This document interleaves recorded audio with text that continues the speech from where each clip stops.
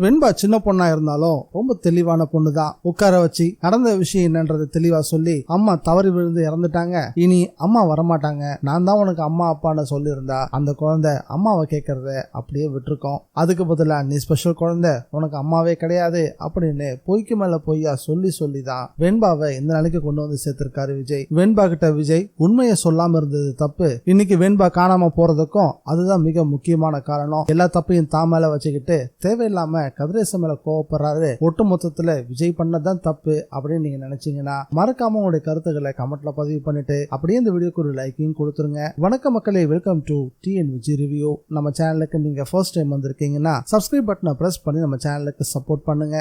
அப்படியே இந்த வீடியோக்கு ஒரு லைக்கையும் கொடுத்துருங்க. நம்ம ஹீரோயின் மல்லி தொடக்கத்துல இருந்தே மத்தவங்க விஷயத்துல கொஞ்சம் அதிகமாவே ஆர்வம் செலுத்துவாங்க. இவங்க கண்ணுக்கு தப்புன்னு பட்டுச்சுன்னா அதை சட்டன்னு கேட்கறதா மல்லியோட பழக்கம். நல்ல வேலையா வெண்பாவை கடத்திட்டு போனவரையும் வெண்பாவையும் ஒரு சில பார்த்ததுமே மல்லிக்கு ரெண்டு பேர் மேலே சந்தேகம் வந்துருச்சு. இவனுக்கும் இந்த குழந்தைக்கும் சுத்தமா சம்பந்தமே இல்ல, இவங்கிட்ட ஏதோ ஒரு தப்பு இருக்கு அப்படின்னு பார்த்ததுமே கண்டுபிடிச்ச மல்லி தொடர்ந்து அவங்கிட்ட கேள்வியா கேட்க ஆரம்பிச்சாங்க. ஆனா அவன் மல்லிய முடிஞ்ச அளவுக்கு அவாய்ட் பண்ணதான் ஆரம்பிச்சான். ஏற்கனவே சொல்லி கொடுத்த மாதிரியே மல்லி வெண்பா கிட்ட இவர் யாருன்னு கேட்டதும் சட்டுன்னு என் மாமா தான் அப்படின்னு வெண்பாவும் ஷார்ப்பா ஒரு பதில சொல்லிட்டா. மல்லிக்கு அந்த பதில் கொஞ்சம் ஆச்சரியத்தை ஏற்படுத்தினாலும் அவனுடைய திருட்டு மொழி இவன் நல்லவனே இல்லைன்றத மறுபடியும் சொல்லாம சொல்லிக்கிட்டு இருந்துச்சு.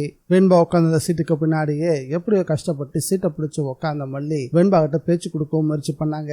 உன் பேர் என்ன, எங்க இருந்து வர அப்படின்லாம் கேட்க முயற்சி பண்ணவும் வெண்பா சந்தேக பார்வையோடைய மல்லியை பார்க்க ஆரம்பிச்சுட்டா. தனக்கு உதவி செய்யறதுக்காக தான் இவங்க கேள்வி கேட்கறான்றது பாவம் அந்த பிஞ்சு குழந்தைக்கு புரியவே இல்லை. மல்லி வெண்பாவை கேள்வி மேல கேள்வியை கேட்கறத அந்த ரவுடி கவனிச்சுட்டு கண்டக்டரை கூப்பிட்டு சத்தமும் போட ஆரம்பிச்சான். நான் என் அக்கா பொண்ணை கூட்டிட்டு போய்கிட்டு இருக்கேன், இந்த பொண்ணு தேவையில்லாம என் மேல சந்தேகப்பட்டு ரொம்பவே என்ன தொந்தரவு பண்ணிக்கிட்டு இருக்கு அப்படின்னு சொல்லவும் மறுபடியும் வெண்பா கிட்ட தான் யாருன்னு கேட்கவும் வெண்பா தெளிவா மாமான்னு சொன்னதும் கண்டக்டருக்கு மல்லி மேலதான் கோவம் வர ஆரம்பிச்சது. ஏமா தேவையில்லாம பிரச்சனை உண்டாக்குற, அமைதியா உட்காருன்னு மல்லிகை தான் சத்தம் போட்டு அமைதிப்படுத்திட்டு அவர் அங்கிருந்து போயிட்டாரு. பொறுத்து பார்த்தாவன் இதுக்கு மேல இந்த பஸ்ல போறது சரியில்லைன்னு அடுத்த ஸ்டாப்பிங்ல இறங்கும் போதே கண்டக்டர் நீங்க கேட்ட ஸ்டாப்பிங் இது இல்லையே அப்படின்னு ஞாபகப்படுத்தவும் பரவாயில்ல இங்கே இறங்கிக்கிறேன்னு சொன்னதும் மல்லிக்கு சந்தேகம் இன்னும் வலுக்கவும் ஆரம்பிச்சது. இந்த தகவலை எப்படியாவது குமுதாவுக்காவது சொல்லலாம் அப்படின்னு போன் எடுத்தா போன் ஆனே ஆகல. வேற வழி இல்லாம மல்லியும் அதே ஸ்டாப்பிங்ல இறங்கிட்டாங்க. இறங்கி சுத்தும் பார்த்ததும் வெண்பாவும் அந்த ரவுடியும் கண்ணு கெட்ட தூரம் வரைக்கும் தெரியவே இல்லை. எந்த பக்கம் போனாங்கன்னு தெரியாம மல்லி தவிக்கவும் ஆரம்பிச்சாங்க.